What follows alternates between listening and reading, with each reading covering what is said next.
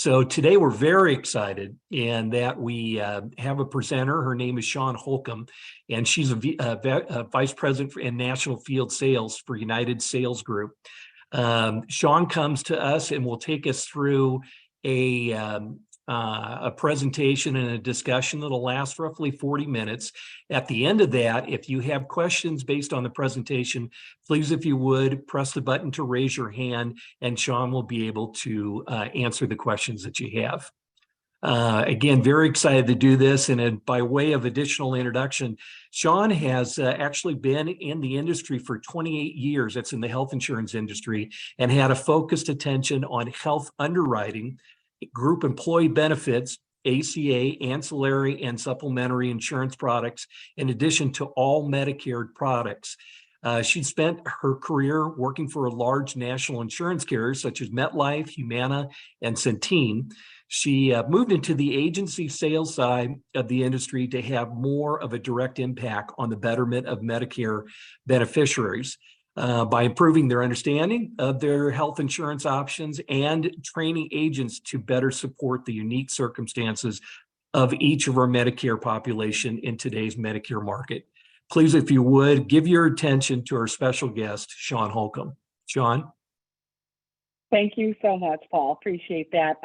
Boy, it makes me sound really formal and experienced, but really what I love to do is just kind of get things down to the level where everybody can understand it, right? There are some aspects of what we do that require some nitty-gritty and some detailed information, but it all starts with the basics and understanding Medicare. I am a Vice President of National Field Sales for United Insurance Group. We are a large national FMO. We distribute Medicare and ancillary products. We represent all of the national carriers.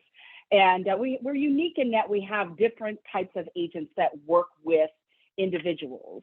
We have over 30 years experience in the senior products. We specialize in helping people find solutions to their unique healthcare needs.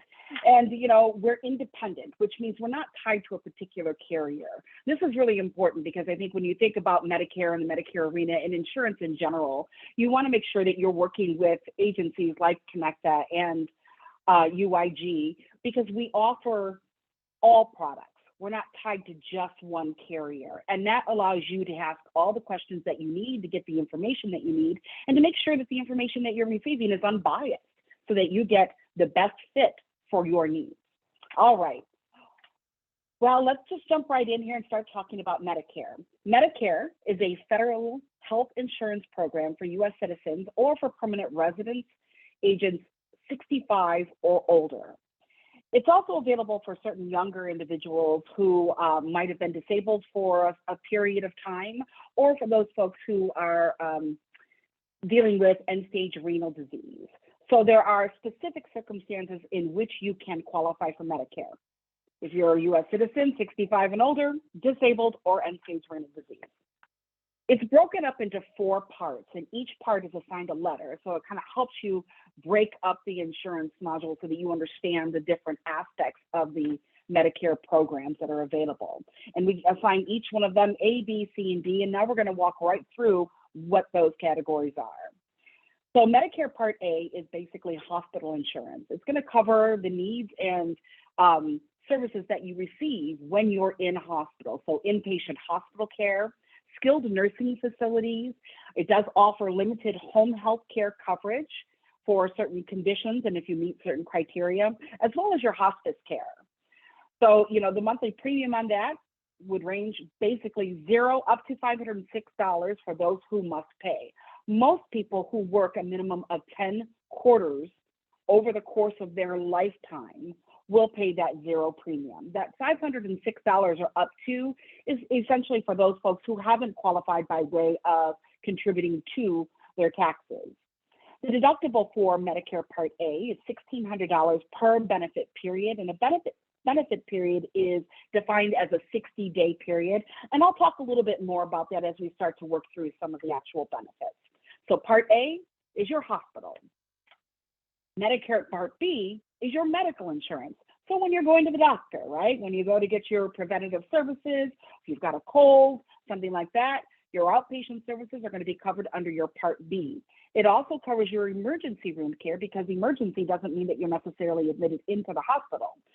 It covers your physician visits as well as durable medical equipment. So, if you have an oxygen tank, if you need diabetic shoes, those type of services, and anything that's basically considered medically necessary between you and your doctor and is covered or agreed to be covered by Medicare. So, anything that's used for diagnostic and treatment of specific diseases.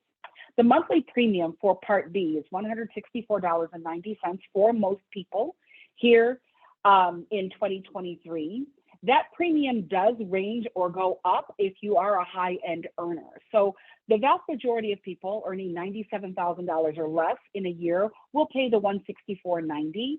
If you earn more than $97,000, it is a scale that goes up to $560 for those top earners earning more than $500,000 in a year. The annual deductible is $226. Both of these numbers change every year. What's interesting is that this particular year, 2023, we saw a reduction in the premium and a reduction in the deductible. And that has a lot to do with the impact of COVID and what we saw happen in 2020 and 2021. We saw an uptick in the cost in 2022. And now that things have leveled out, we now see a slight reduction for 2023. That's fairly unusual. Usually it's a nice steady little increase of about 2% each year. So Medicare Part C is Medicare Advantage. Oftentimes people will, this is where things get a little bit confusing. They think, how is it that a Medicare Advantage that is offered by a private company is part of Medicare? And it's because Medicare Advantage carriers are regulated by CMS, the Centers for Medicare and Medicaid Services, and that's our government. So it is a part of the Medicare service. So Part C includes Part A and B coverage. Part D coverage is optional, but it is often included in the Part C plans, which we will talk about in a little bit further. They often include dental, vision, hearing, and extra benefits, and it's considered an all-in-one alternative to original Medicare. So if you think about this, if you have Part A and Part B, and you enroll in a healthcare plan or a Medicare Advantage plan, we just went through our annual enrollment period.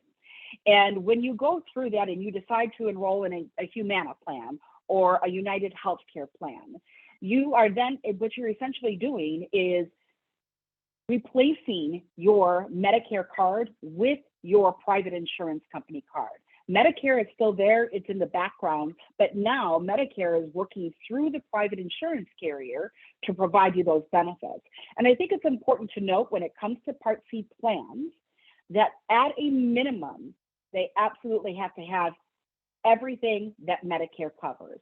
And what you'll find is the vast majority of Part C Medicare Advantage plans offered cover not only at a minimum, the minimum of Medicare, but it covers more.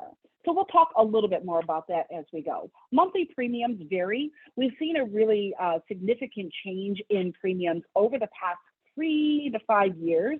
It used to be that you could expect to pay $30, $40, $50, or $100 for a Medicare Advantage plan. But with the changes in our Medicare systems, what we're seeing is that there are a lot of zero premium plans and low premium plans being offered now, as insurance carriers have become more adept at managing claims and providing preventive services and things like the dental and vision, which kind of affect the quality of your overall health. So there's a real strong swing toward improving your health, being proactive wellness. You've heard this, I'm sure, and that has impacted their ability to stretch dollars further and provide more coverage at less premium. There can be deductibles on these plans, but not always. So your Medicare Part D is your prescription drug coverage. Your Medicare Part D generally will offer generic and brand name prescription drugs and prescription coverage for those on original Medicare. So you will see your Part D with Medicare, you will see Part D with Medicare supplemental plans, and then of course you'll see Part D plans embedded into a Medicare Advantage plan, often called a Medicare MAPD, Medicare Advantage Prescription Drug Plan. Again, the premiums vary, deductibles vary. Part D coverage does have phases, so it's important to understand this when you're working with a Part D plan, no matter how it is embedded into your Medicare Advantage plan, or as a add-on to your Medicare supplemental, or if it's just a freestanding prescription drug plan, you'll see that there's an annual deductible with full cost until the deductible is met. And then once you satisfy the deductible, you move into what they refer to as the initial coverage. And in that period, you'll have a copay after the deductible is met. The coverage gap, often referred to previously as like the donut hole, once $4,660 is spent collectively between you and the insurance carrier providing your Part D coverage, you will pay 25% of the plan's cost for your covered drugs. And then you can enter into the catastrophic coverage. And once you hit that, that is all of your out-of-pocket costs reach $7,400. All of your out-of-pocket costs reach $7,400. That's not including what the insurance carriers pay.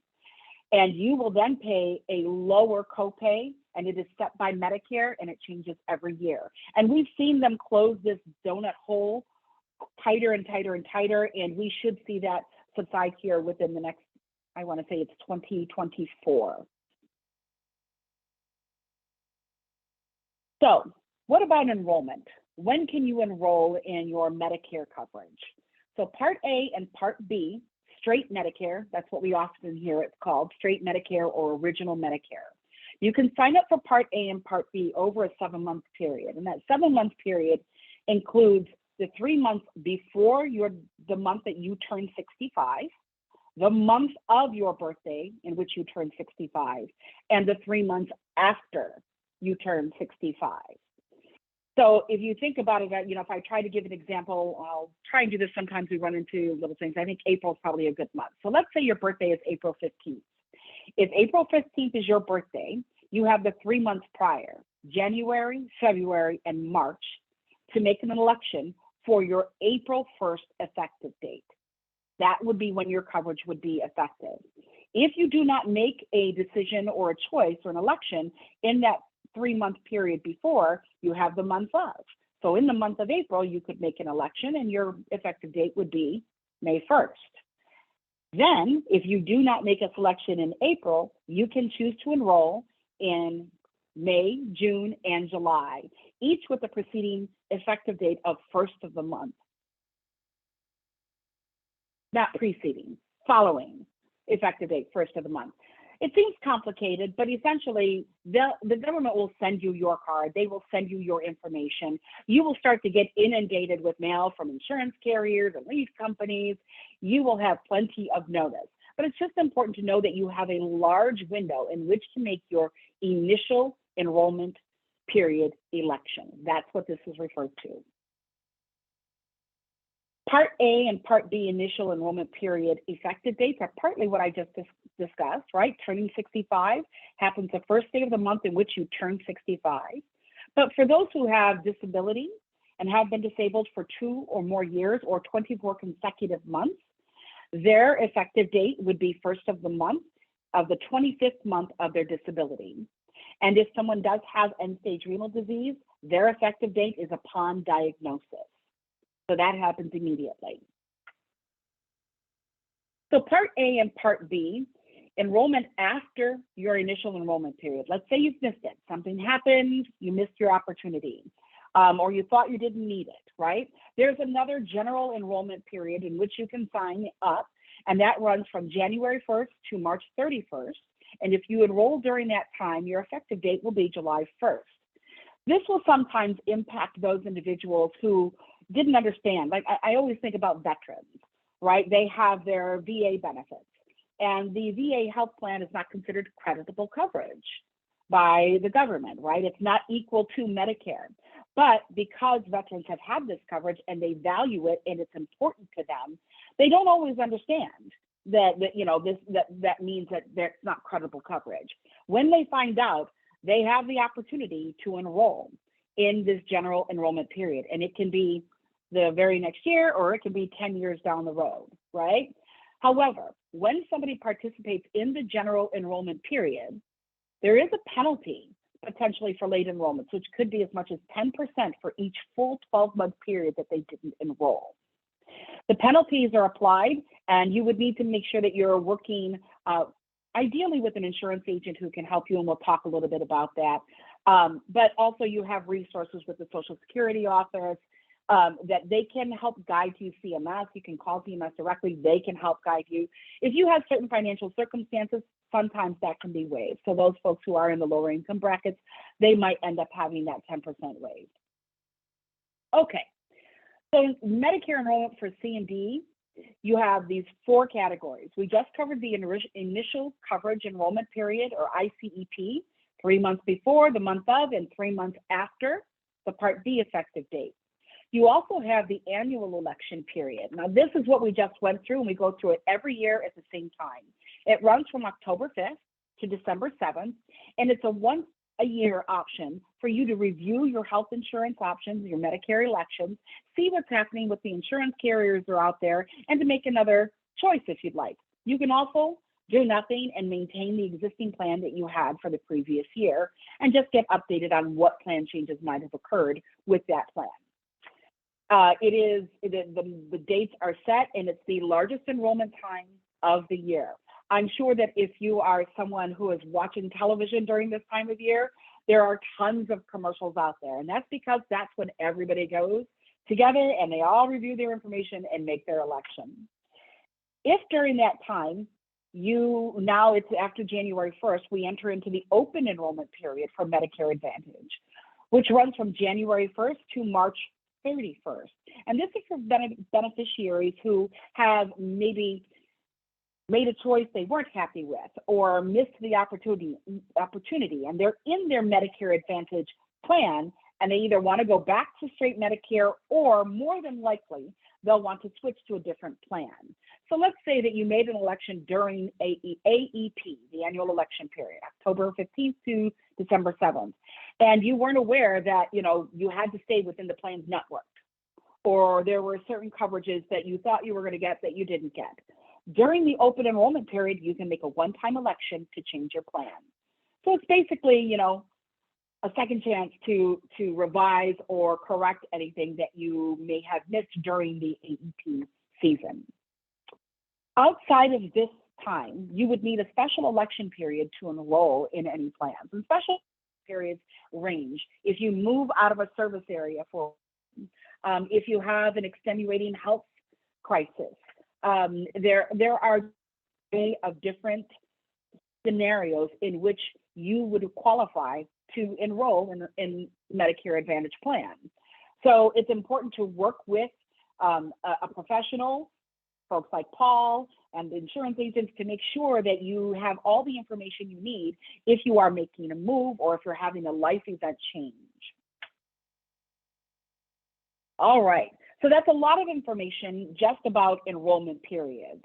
But what you're seeing here is because there are so many options, because we're really trying to make it easier for you to get access to your benefits and to meet the needs. The goal here is to make sure that you get access to Medicare and Medicare Advantage plans, Met-Sup plans, so that you have choice.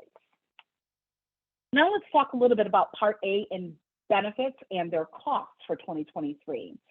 So why do we talk about Medicare Advantage and Met-Sup plans, or Medigap plans, or Medicare supplemental plans? Those are all one, right? Medigap, Met-Sup, and Medicare supplemental. The reason we talk about these plans is because they go above and beyond what straight Medicare or original Medicare does. If you look at here, under hospital insurance, you have a deductible on your Part A, and for days 1 through 60, you have a $1,600 per benefit period. Now, a benefit period starts when you are after you've entered into a hospital, you've received your services. Let's say you've been in the hospital for a week. You've had a serious situation arise. You've been in the hospital for about a week.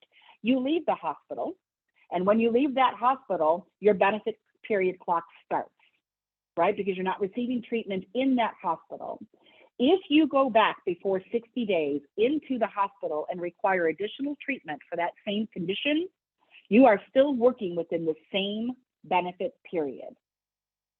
However, if after you leave that hospital and you go 60 days without treatment for that condition, and on day 61, you end up going back into the hospital for that same condition, there's another $1,600 deductible.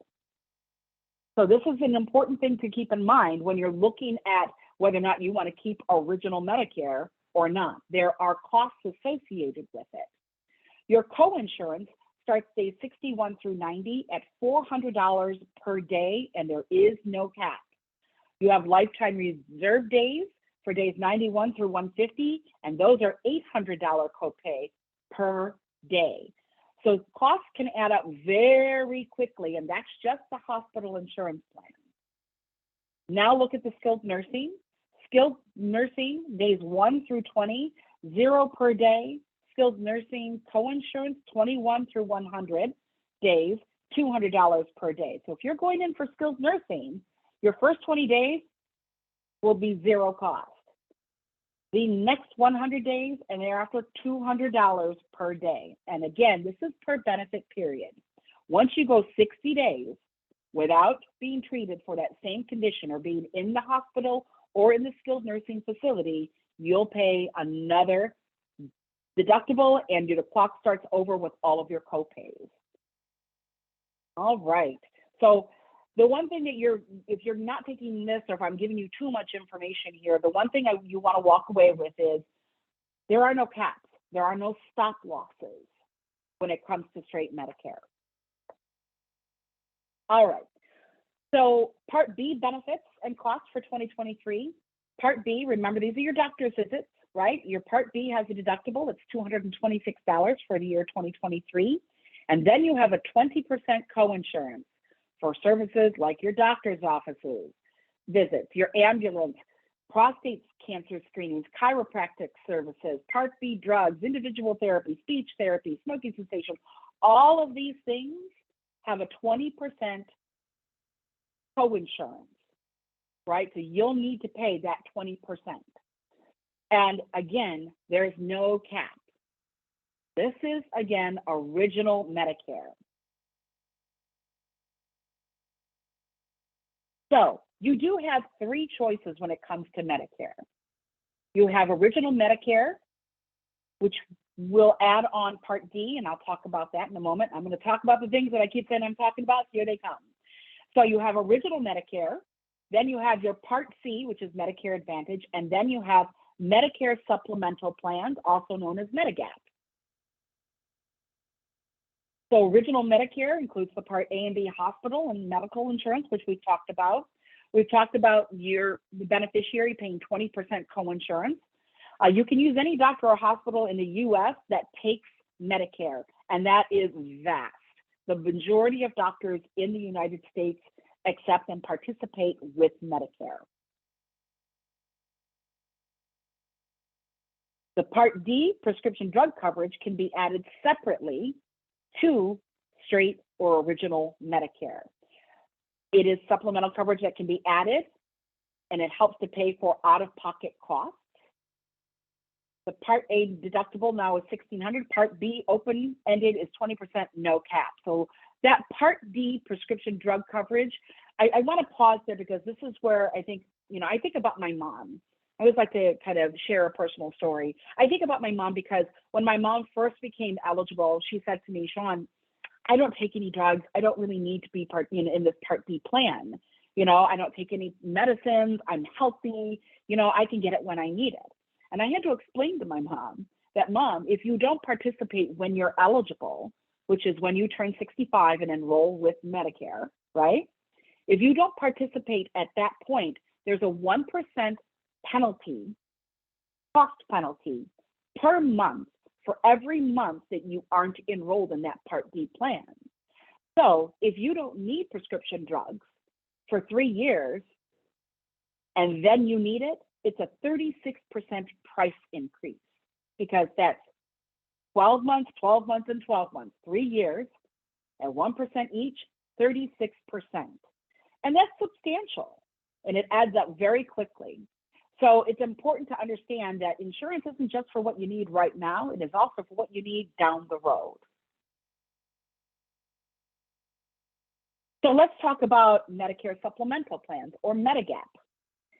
Medigap is designed to fill in the gaps of original Medicare. It's kind of like trying to keep you whole between what Medicare covers and you're at 100% coverage, right? It's filling those gaps. It helps pay for healthcare costs such as copays, coinsurance, and deductibles. It's sold by private insurance companies similarly to Medicare Advantage. And premiums can vary or rise depending upon the carrier and depending upon the beneficiary's age. They are federally regulated and standardized plans, which means no matter which carrier you go to, a Plan G is a Plan G is a Plan G. It has to have all the elements required by the government to be called a Plan G or a Plan N or a Plan F. And they all have letters, A, B, C, D, E, F, right? They all have letters and they're standardized. Where you'll find some differences is in those little bells and whistles. Some carriers will offer you a little bit of dental or a discount program on vision, or a discount program on a weight loss management program, right? They offer these little nuances, but the core plans are all the same regardless of which carrier you go to. There is no protection for high drug costs because there is no prescription drug coverage in a Medigap plan. So like original Medicare, you're going to need a Part D plan. Now we'll talk about Medicare Advantage, which is Part C. As I mentioned before, Medicare Advantage plans are an all-in-one alternative to original Medicare, and that includes Part A and B and usually Part D. And if you remember, we refer to them as MAPD plans, Medicare Advantage Prescription Drug Plans. Occasionally, you will see an MA only plan. They are more of the exception than the rule, and they are designed typically for veterans who have creditable prescription drug coverage through the VA, but they are not exclusive there. If you've missed the opportunity to enroll in your Part D plan and you made yourself subject to that 1% penalty and now it's cost prohibitive to enroll, some people will choose an MA only plan. Medicare Advantage plans are offered by private insurance companies, just like the Medigap plans. Many plans have zero monthly premiums. I talked a little bit about that earlier because they've stretched the dollars and reduced costs by offering wellness benefits that people have now taken advantage of. And it also includes extra benefits such as dental, vision, hearing, transportation. We're seeing more things like in-home care, like Papa Care, where they'll have students come in and do dishes and do a little laundry. And so we're seeing more and more of those benefits come to fruition within the Medicare Advantage plan. And in some cases, you must use the doctor in the plan's network because they offer HMO plans and PPO plans. And copays can add up quickly and the MOOPs can be very high. However, MOOP is a maximum out of pocket. And while some maximum out of pocket stop loss can seem high, the vast majority of people won't actually ever get to the maximums. And typically you'll see a maximum somewhere between $4,000 and $10,000 on a plan, depending on your state demographics or even county demographics. So, though it seems high, that $10,000 or $4,000, $5,000, $6,000, $7,000 maximum out of pocket, but if you consider that original Medicare has no maximum out of pocket, it just goes on and on and on. And if you suffer a catastrophic event and you're fortunate enough to recover from it, the financial impact can be substantial. So now let's talk a little bit about using those doctors and staying within the plan networks and what type of plans Medicare Advantage offers. You have the HMOs, also known as health maintenance organizations, HMOs. And when you work within an HMO, you typically see that you get more benefits in the plan. So you'll get that lower maximum out of pocket, maybe $3,500. And you'll have lower copays and coinsurance, and you'll get all of these bigger benefits, more dental, and you get these bigger benefits because you're typically working within a tighter network called an HMO. And when you have to stay within that network to receive those benefits. And that's because insurance carriers work with those networks, those doctors' offices and organizations, to make sure that they're tracking benefits and tracking wellness and tracking preventive care services, and basically helping to manage your health care. The primary care physician, also known as a PCP, coordinates that care, and they must typically refer you to a specialist. We have seen a trend toward open access HMOs. That's another term you might hear. And that means that you might not need a specialist. You can move freely within the HMO network, but you still have to stay within that HMO network. Another type of network would be the preferred provider organization, and that's also known as a PPO plan. You can access the network and non-network providers when you're working within a PPO. There aren't typically any type of referrals required, although you might have, a referral offered. It's not required in order to receive services.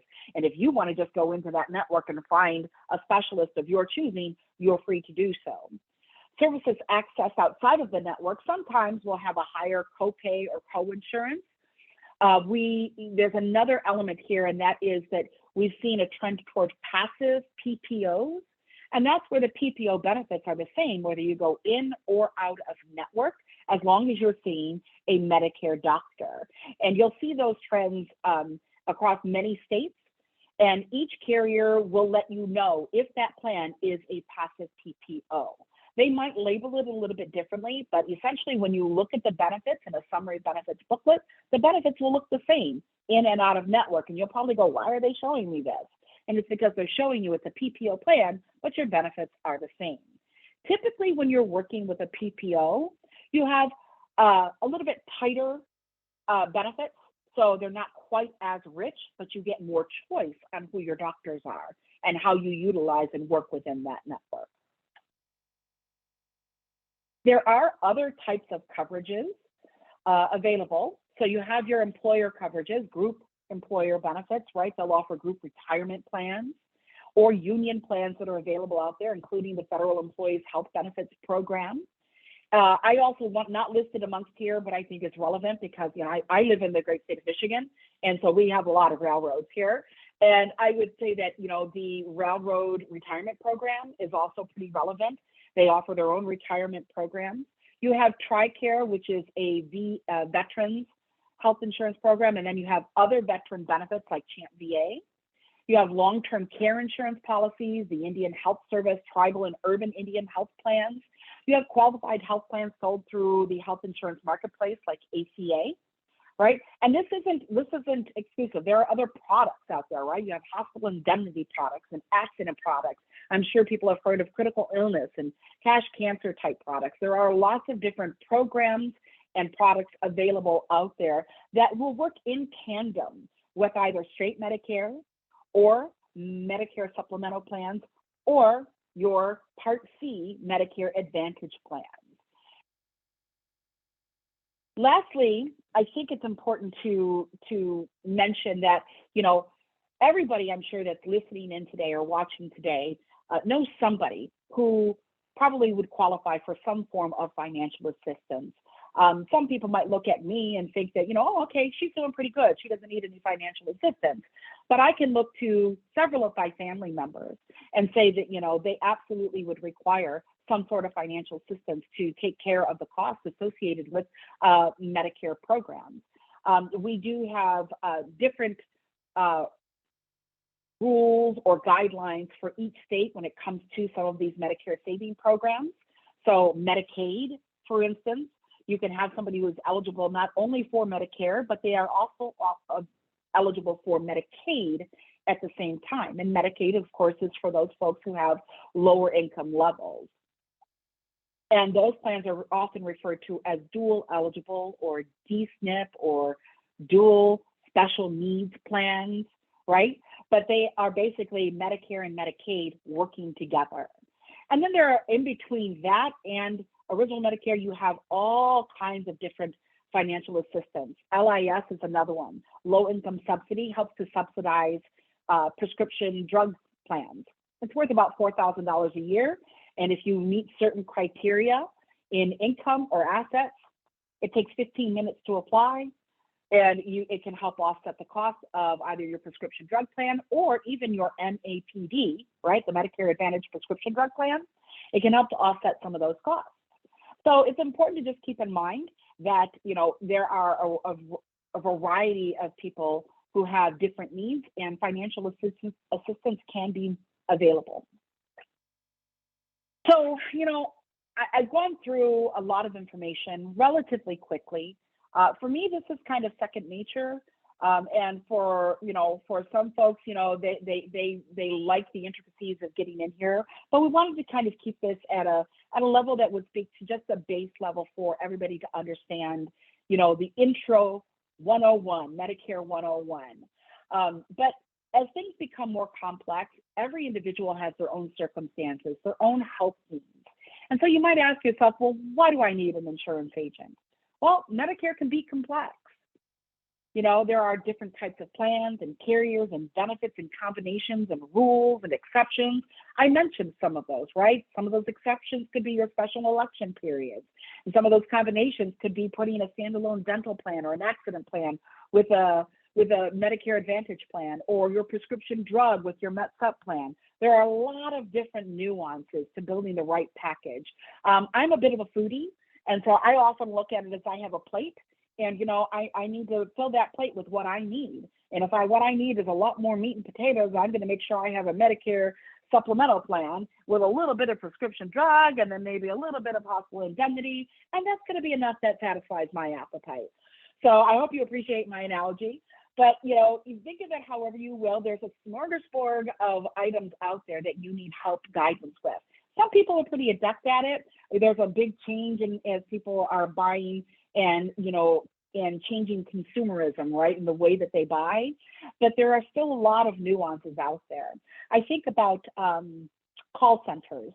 And call centers, you know, if you're someone who has or is turning 65 in this next, you know, 3, 4, 5, 6 months, or you're already 65, I'm sure, I don't even have to ask, you have received phone calls with people trying to help enroll you into some sort of health insurance program, Medicare Advantage or a Medigap plan, right? And, you know, that's great if you are comfortable buying that way. But there are details. And like I said before, everybody has their own plate which they need to fill in a very specific way to satisfy their appetite or their needs. So an insurance agent that's what they do. And they're at no cost to you. They're actually paid by the insurance carriers. And so that each carrier will pay that individual when they write a plan. So it doesn't matter. And what they're paid is regulated by the government.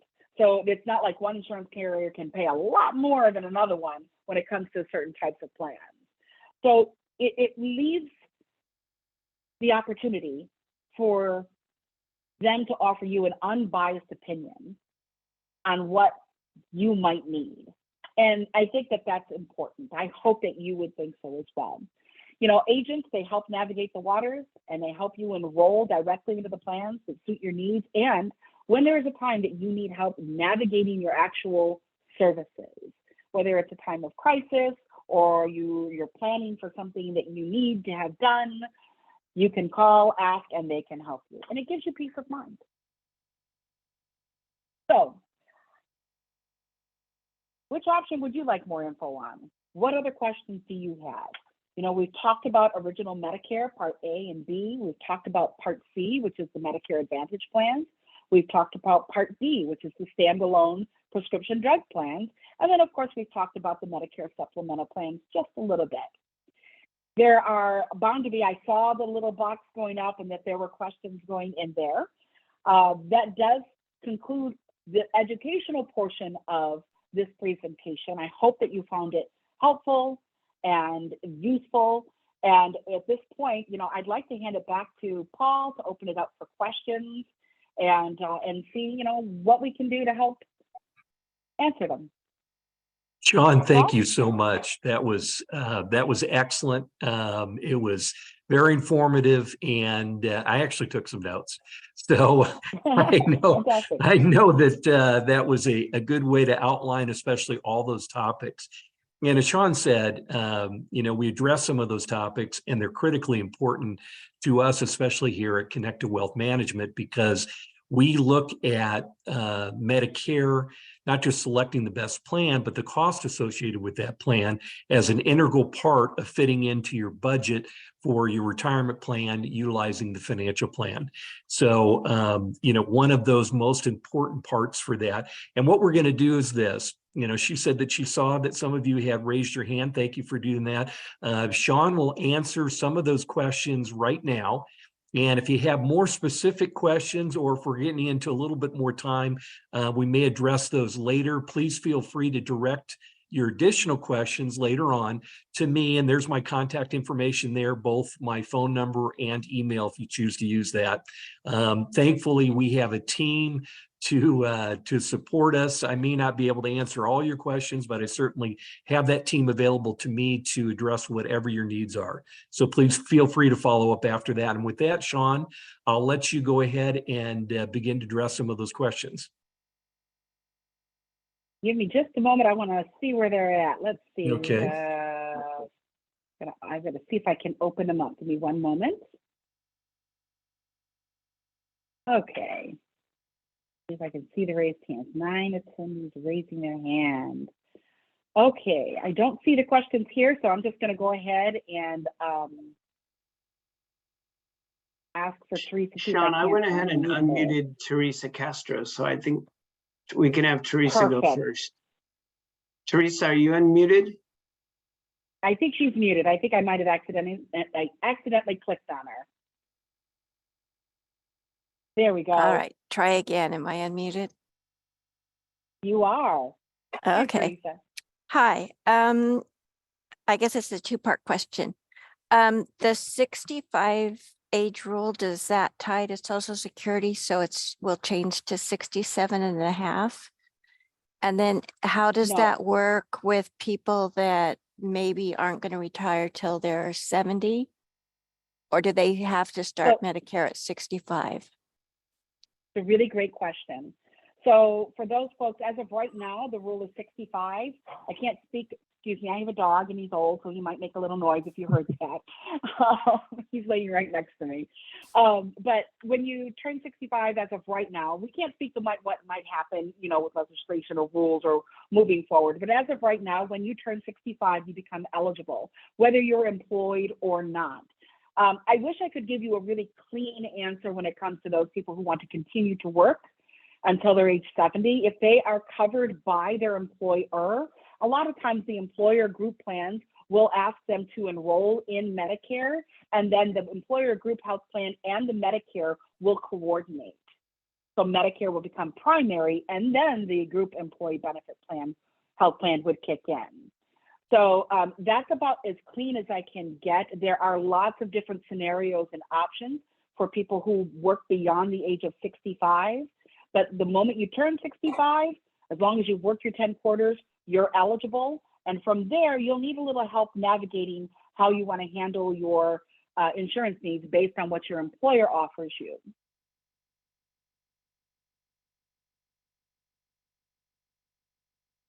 Any follow-up? Okay. No, thank you. Okay, good. All right. Mike? Mike Scallon, if he can unmute.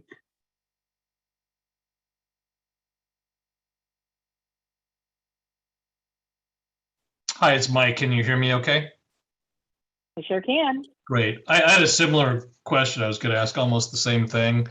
If you want to work past 65 to 67 or 70 to keep your younger spouse and child insured, I think you already answered that question. It kind of depends on your company, and you should look at your individual circumstances. Yeah, that's correct. Each employer have several different options on how they can handle those individuals. Some will just allow you to stay right on the plan, right? And some will ask you to enroll in Medicare, and it'll be required. But you'll have to work with your employer, and they absolutely, your HR department would absolutely understand and know how to handle your situation.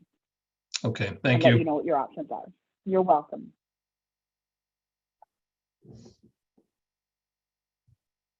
I think All right, next we going to have Eileen Cahill. Hi, yes. Can you hear me okay? Sure can. Great. I actually have two questions. One is along the same line of what we've been talking about with the coordination of benefits. If my spouse is over 65 and I'm still working, I'm under 65, and we're doing the coordination, what's primary and what's secondary, I guess, is the health coverage that he's on with me primary and then the Medicare is secondary, or vice versa? So Medicare would be primary if he's working through his employer and his employer is requiring him or giving him the option to enroll in Medicare. Medicare would typically be primary, and then the group health insurance plan would be secondary. That is how the vast majority of employer group plans are set up. No, actually, I'm working, he's not working, so he's on mine, but he's also on Medicare. If he's on yours, to be very candid with you, I mean, again, I hate to keep saying individual circumstances, but typically, if you're working and he's eligible for Medicare and he's retired, Yes. he would be eligible for more, it's less expensive to have him enrolled in either a Medigap plan or a Medicare Advantage plan, which would cover typically, the majority of what you would have. You would want to put them side by side, but my uncle's case in point. He worked for Consumers Energy, had great health insurance, and they gave him a stipend to work with, but ultimately he ended up enrolling in a Medicare Advantage plan because it covered everything that he needed, and it was zero premium and cost him nothing other than his, $164 for the premium, which he had to pay anyway. So, Great. It's one of, did I answer your question? Yeah, thank you. That's helpful. The other question I had was, you mentioned a penalty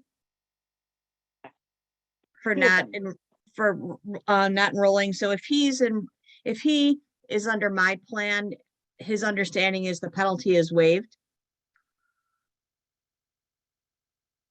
His Part B penalty would be waived. I'd have to double check on the Part D.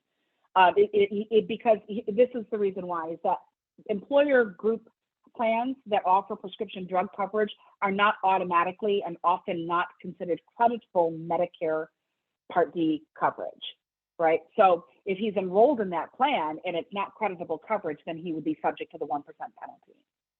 If it is, which would be the rare exception, then that penalty would be waived. Okay, thank you. You're welcome.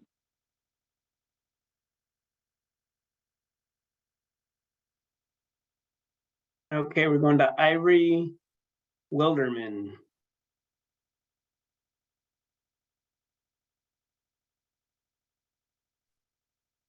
Okay, can you hear me? Okay. You sure can. Yeah, my question is actually similar to the last lady, Ms. Cahill. It's my husband has insurance through his job, and they did require him to sign up for A, but not D. So would he has prescription with his job. So would he be a part of the penalty? Get penalized for not signing up for D? He's going to want to verify with his HR department whether or not the employer prescription drug plan is creditable coverage. Okay. If it is considered creditable coverage, then he would not be subject to the 1%. If it is not, he would be subject to the 1%. Okay. And they will know this. This is part of word are you HR saying? training. Okay, before the coverage, what word is that? What type of coverage? It's creditable, but credible. Yep. Okay. Is it as good as Medicare? Okay. Requirement. Okay, great. I'll have him check with them. Thank you. Very good. You're welcome.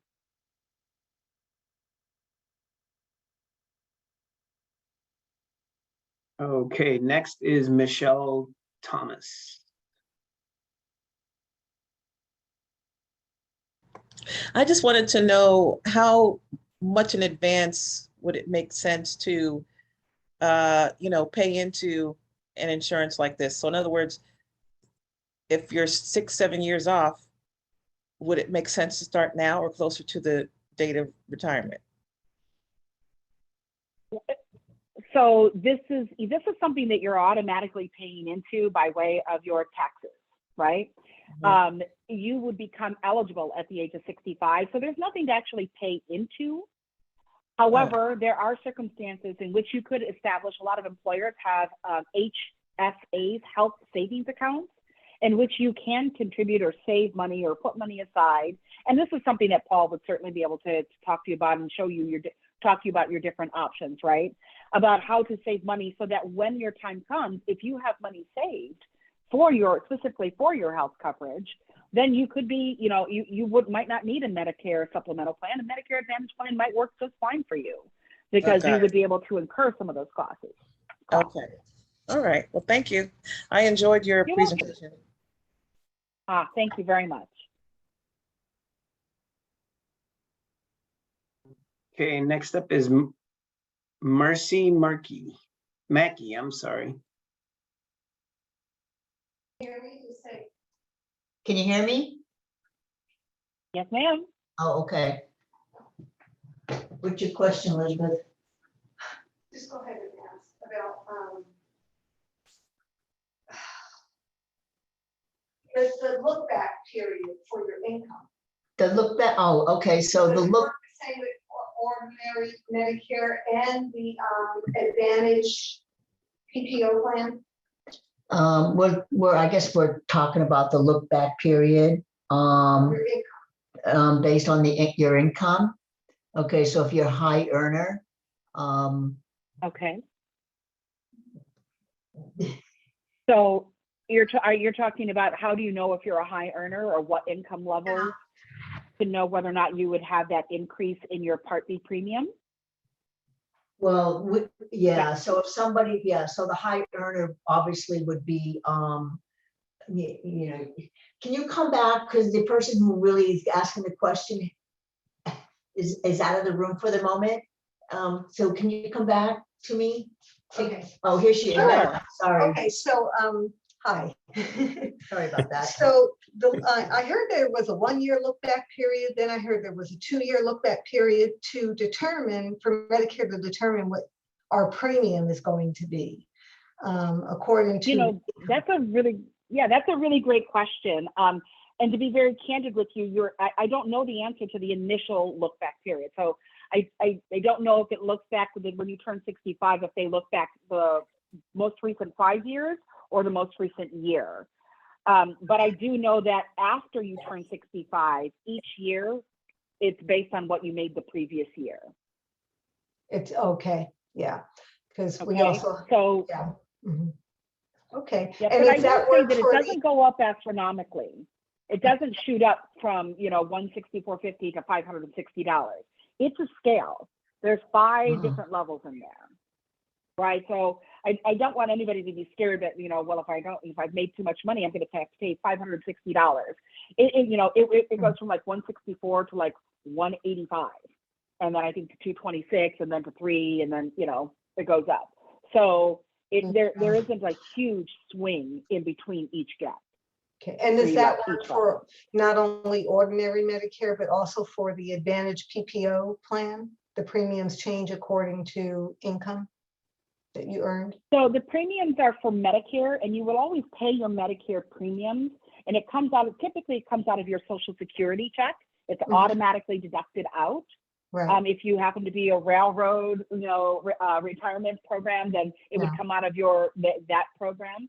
So you almost don't even see it when you get your Social Security check.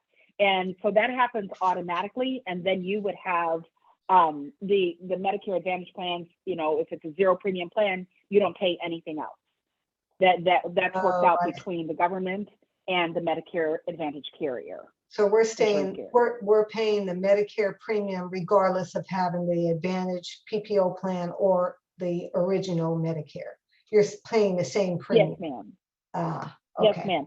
It's a good question, because I think it's important to understand. A lot of people think that, insurance carriers are making a lot of money, but what happens is they take that $164.90 that comes out of your check and it goes to the government. The government then feeds that to the insurance carrier, insurance carriers were built for it, right? They're built to manage claims, work with networks and doctors, and provide wellness benefits. The government isn't built that way. And so they take that $164.90 and the insurance carrier, so the insurance carrier can take that money and offer you benefits. So that's why oftentimes you see those zero premium plans, because the $164.90 is enough. Right, right. Okay. Thank you. Okay, you're welcome. All right, next on the list would be Dennis. Hi, yeah, this is Dennis. Can you hear me? I sure can, Can you hear Dennis. me? Oh, great. Yes. So if you get Social Security disability, you automatically get put on Medicare. And then once you get put on Medicare, do you have to drop your California coverage? Oh, good question. So I want Or can to you carry clarify that. both? So I would like to clarify that when you qualify for Social Security disability, you aren't automatically enrolled into Medicare or qualify. You actually have to be disabled for 24 consecutive months before you can qualify. And then on the 25th month, you would qualify. First of the month of the 25th month, you would qualify for Medicare. As to the question about California, I apologize, but I am not licensed in California. I am licensed in many states, but not California is way far away from me. So I'm not specialized in California law, but I do have people, and I can work with Paul to get that answer for you as to whether or not those coverages would work together, or whether or not you would be required to drop your California coverage.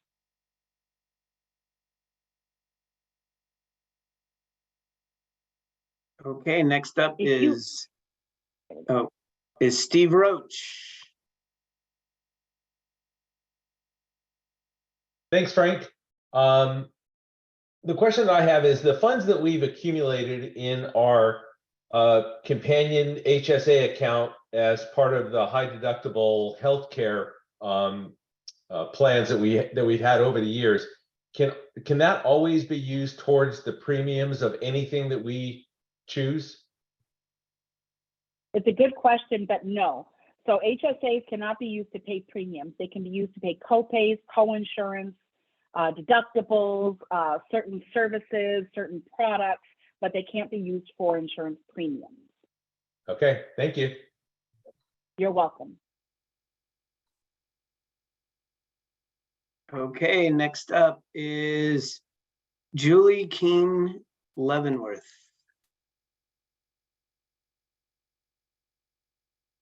Hello? Hi, Julie. Hi. Thank you. I had a question about, actually two quick questions, I think. Finding an independent insurance agent who can slowly go through this stuff personally with me. How do I locate that kind of insurance agent? Julie, hi, Thank this you is for Paul. your question.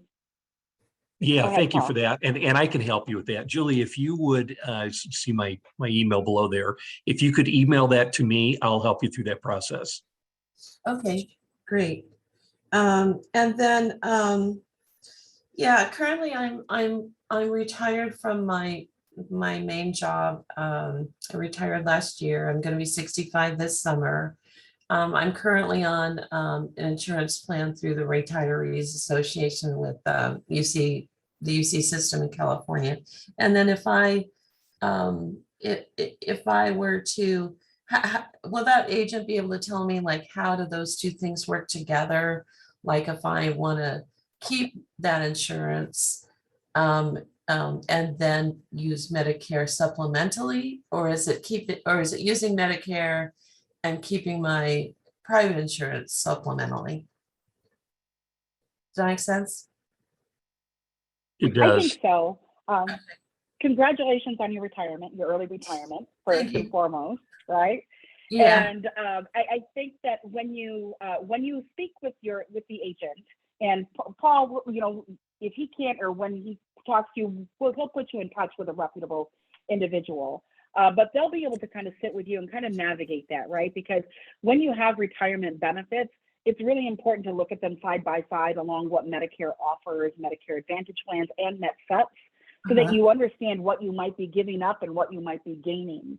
It might be best in some circumstances to maintain your retirement coverage.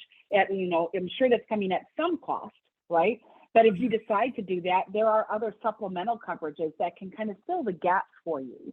And then, you know, at a later date, if you choose to, you could move into another program. So it really does depend on what your retirement coverage, your group retirement coverage offers you versus what's available in your particular area.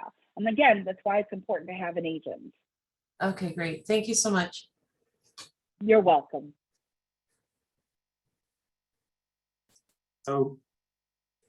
Okay, let's go to James Alexander. Is there a max out of pocket for each part, or are they combined, or depends? Okay, so maximum out of pockets are applicable to your Medicare Advantage plans. That's where you're going to find those. Your Medigap or your MetSup plans won't have a maximum out of pocket because they're designed to cover the gaps so that you don't have additional costs, right? And your prescription drug plan doesn't typically have a maximum out of pocket because it has those different phases that we've talked about, the initial coverage and moving into the coverage gap and then the catastrophic, right? Well, so it's specific to the Medicare Advantage plans that you have those maximum out of pocket. Well, a friend of my brother in Florida got cancer at 80, and he went bankrupt paying $80,000 a year for his prescription copay. And for his prescription, that's a Part B. well, basically, he had an chemotherapy? Advantage plan, and then basically because he didn't have he had something instead of the government, there was no max, and he ended up paying $80,000 a year for his cancer drugs. So I will tell you that I don't know the specific circumstances, of course, but I will tell you that it's important. I keep going to this, and I hate to sound like a broken record. This is why having an agent is so important, because there are plans out there, unique plans that are kind of off the beaten path, cost plans and group plans where people kind of come together, that they don't always have those maximum out of pockets there to protect you. But a Medicare Advantage, a Part C plan, is required to have that.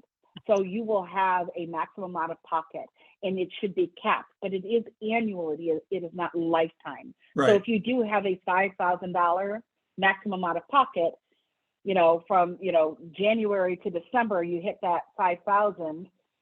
Starting January 1, you're subject to another 5,000 or whatever that maximum out of pocket is for your plan. 5,000 a year, I can So- survive. 80,000, not so much. Yeah, absolutely, I agree. And you know, I hate to hear stories like this. No, I really don't believe in frightening people. I really don't, but it happens. Oh, I just And wanted to ask again, so the Yeah. questions I would ask them is the max out of pocket for Part D, for each part.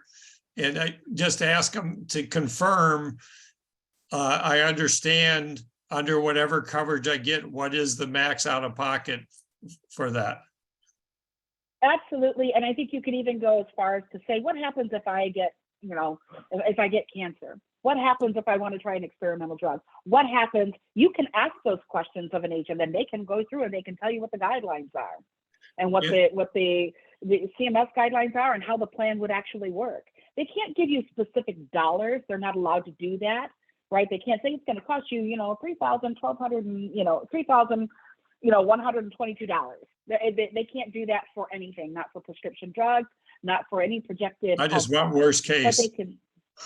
Yeah, exactly. That's exactly right. And you are absolutely encouraged to ask that question so that you're prepared. And I think Paul can also help kind of explore, your options. He can put you in touch with an agent, but he can also help explore other savings options and ways to protect your assets. I'm gonna do an appointment initially with my birthday's July. Within a month, I'm having an appointment with my Boeing HR because I'm retired, but it's switching over. So I'm going to get that information and then probably have Paul glance at it to make sure I'm not missing anything, just to make sure missing. Oh, I'm not sure if it's, I haven't verified it yet, but I was reading somewhere that for the different price brackets that they look at the last 2-year incomes. And what may, even though you said it, I would have you reiterate that if they are still working, really make sure whether they need to sign up for Medicare. Don't assume just because they've had the same insurance for 10 years that they don't have to sign up, because otherwise the penalty can bite them. I understand. Yeah, absolutely. And I will tell you that most employers, especially larger employers like Boeing, their HR department will absolutely know the guidelines and will inform you. It'll come in a package. You'll have the information, just like when they give you your COBRA information, they'll give you your Medicare, your retirement package, and they'll say that you need to enroll in Medicare or your cost will be X. So, sometimes there's a penalty. If you're not enrolled in Medicare, you pay a lot more for the retirement than whether or not you are. So they will give you their package and their information. And I would, as I said to my mom, you need to let the HR person know who you are and, have a conversation with them so that when you call, they know who you are. I have a scheduled teleconference, and then once I fully understand it, I may, like I said, check with Paul to confirm that, to see if he thinks that's the best I'm going to get or whether I want an alternate. But anyways, I will lower my hand temporarily, or my hands down. I was going to ask something else, but I can't remember what it was. So I'm going to let the next person answer first. Well, I think what my question was. All right. Very good, James. Thank you. So due to always wanting to try to stay on time, we're actually going to limit this to, we have 3 more hands up. So we'll do 3 more questions. And we'll start with Lewis James.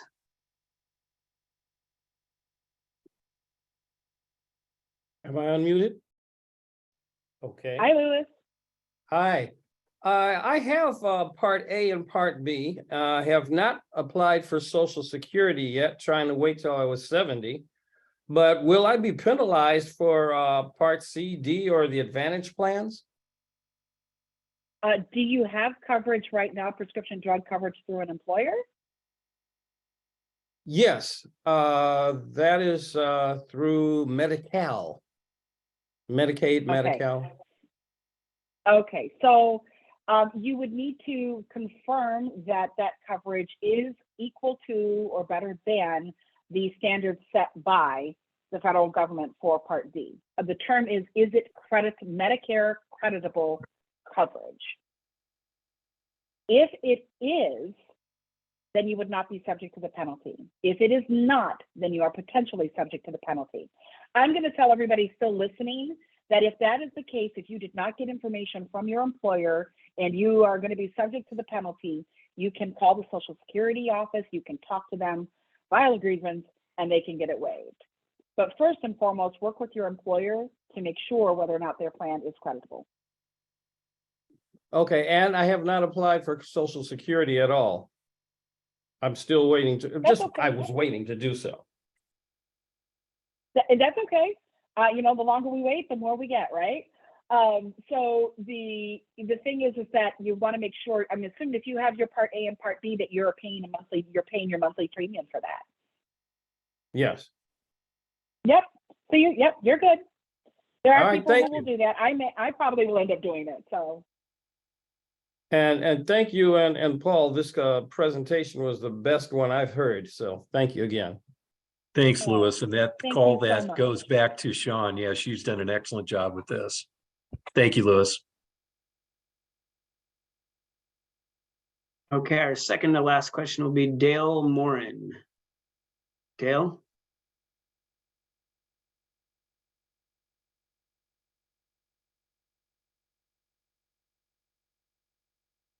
I think Dale has to unmute himself.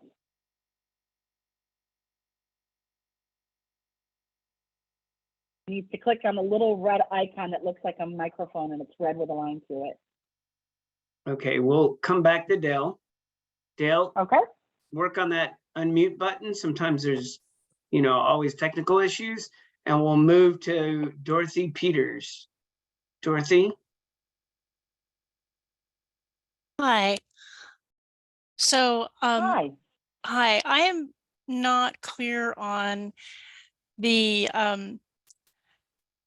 it has to do with the health savings account. I have heard that you can't have one of those the year before you retire. Is that true? Okay, so in every state that I am currently licensed in, you can have a health savings account. It's just like, it has the same rules applied to it, like, an HRA, Health Care Retirement Account, right? So It's a HSA. They have the same, it's an HSA. Yeah. People use the terms interchangeably, but they have the same rules attached to them that you would find, like, for instance, on a 401k, right? You can't withdraw until you're 59 and a half, and you can't, but you can use it for the coverage that you need. So I have not heard that before. Okay. I don't know if there's something specific to California, but I'll be happy to find out and double back with Paul and just confirm. Yeah. But to the best of my knowledge, no. I don't Okay. think so either. Yeah, He's because that shaking his seemed head weird to no. me. Oh, no? Okay, Yeah. good. I don't remember where I heard that. Unreliable source, obviously. And then the other question was, I will be retired before I am eligible for Medicare, but I'm first quarter birthday, I'm in March. So I can register, I guess, sign up for Medicare in the last quarter of the year before. But when does my coverage December. actually start? March 1st. Your March birthday's 1st. in March. Yes. You can enroll here. This is going to be something that's going to be interesting for you specifically because of when your birthday falls. You will be enrolling during the same time frame or at the end of the AEP season, the annual election period, right? When everybody goes and makes their election period. So if you do that, you'll be enrolling during that time frame for your March 1st effective date. So your agent will need to make sure that they understand that this is your IEP, your initial election period, and not AEP. If you wait until the very end of December or even January, it'll be a non-issue. But if you do it in the first week of December, you run the risk of a little bit of confusion. Not everybody pays attention to that detail. Okay. And then during if that time of year, people are moving fast.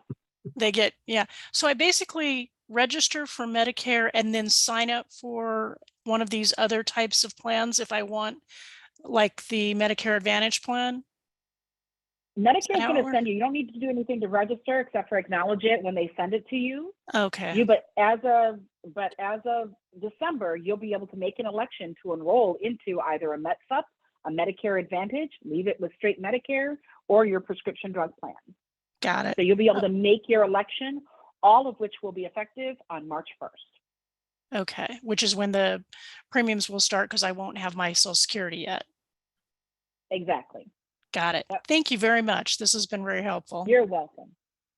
Oh, I'm so glad. Okay, so Dale, were you able to find that unmute button for our last question of the night?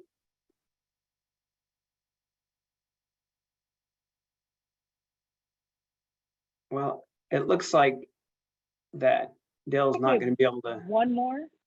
unmute. Yeah, So it is right on time. So we have to, unfortunately, Oh, is it? no more questions. But Paul, hand it back to you, and you and Shawn can wrap it up. Okay, and Shawn, I'm going to say some final words here because I want to talk about you. So we were really fortunate to have Shawn join us today. I mean, her experience obviously showed, and even though she's not even in our state here in California, knows the overall rules just in and out, and has been just a tremendous resource to me in particular. So Shawn, thank you for joining us. An excellent presentation and an even better Q&A.